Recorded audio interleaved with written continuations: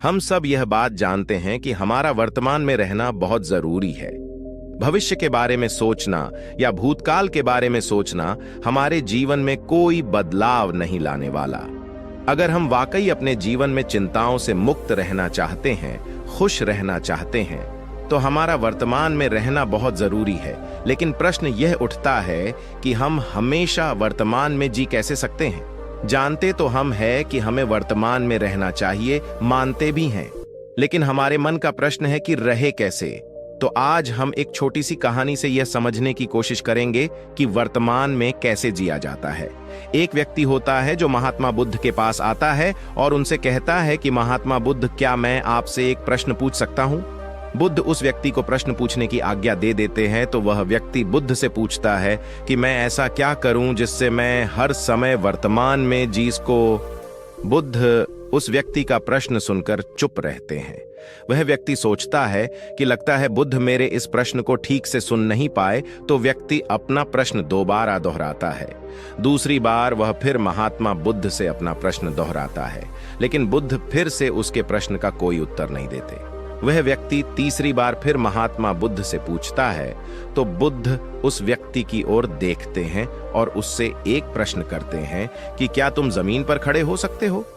वह व्यक्ति बुद्ध से कहता है कि मैं जमीन पर तो खड़ा हूं, ना तो मैं जमीन के नीचे हूं और ना ही मैं जमीन के ऊपर हवा में रह सकता हूं।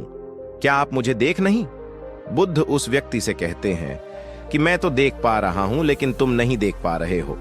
व्यक्ति कहता है, बुद्ध मैं कुछ समझा। बुद्ध उस व्यक्ति से कहते हैं कि जब तुम ये देख सकते हो कि ना तुम जमीन के नीचे रह सकते हो और न ही तुम जमीन के ऊपर हवा में रह सकते हो, तो क्या तुम यह नहीं देख सकते कि तुम चाहकर भी भूतकाल में नहीं रह सकते और ना ही तुम भविष्य काल में रह सकते हो? जब तुम पहले से ही वर्तमान में हो और इससे ज्यादा वर्तमान में क्या हो सकते हो? तुम्हें यह समझना चाहिए कि जीवन का अर्थ वर्तमान है, भूत और भविष्य नहीं।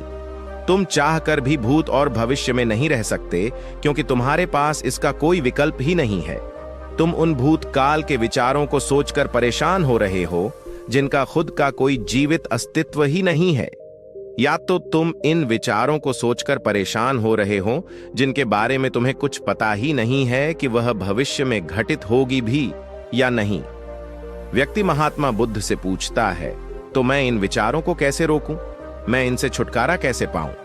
बुद्ध कहते हैं, फिर एक और गलत प्रश्न। ये दिमाग जिसके पास इतनी क्षमता है कि ये तीनों स्थितियों में सोच सकता है, ये तो प्रकृति के द्वारा दिया गया एक उपहार है।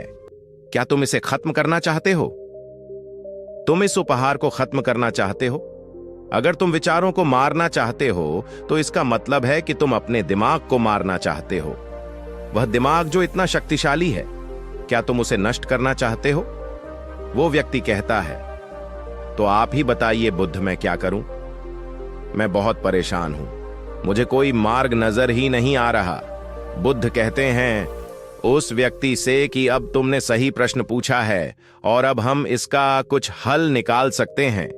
यदि तुम जीवन की सभी समस्याओं से छुटकारा पाना चाहते हो, तो तुम्हें शारीरिक और मानसिक तप करना होगा। व्यक्ति बुद्धि से पूछता है कि यह शारीरिक और मानसिक तप क्या है? बुद्ध कहते हैं, शारीरिक तप का अर्थ है उचित आहार, उचित नींद और उचित व्यायाम। मानसिक तप का अर्थ है ध्यान और खुद के साथ समय बिताना और बाहर के कचरे को भीतर आने से रोकना। वह व्यक्ति फिर बुद्ध से पूछता है कि कचरे से आपका क्या मतलब है?